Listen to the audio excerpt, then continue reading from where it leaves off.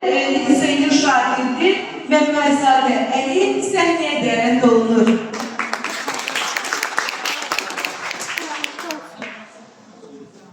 Şehitler bizim gönül ve andımız. İcazənizlə şehitlərə borclu şiirini səsləndirirəm.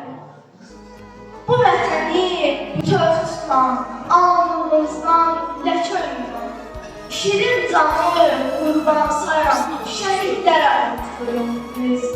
Şah, Latın, Əskəran, Ağdam, Ağdərə, Zəngilan, Hadrut, Qubadlı, Qovuşan, şəhərlərə bayraq satılan şəhidlərə borcluyuq biz.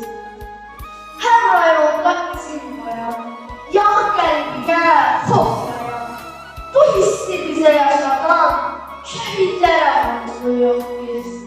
Yuxusuna haram yatan, qarış-qarış torpaq alan, qanlarıyla tarix yazan şəhidlərə borcluyuq biz. Ana bağrına olmasan, oğlu qızı yetim qalan, yarın gözü yolda olan şəhidlərə borcluyuq biz. Təşəkkür edirəm.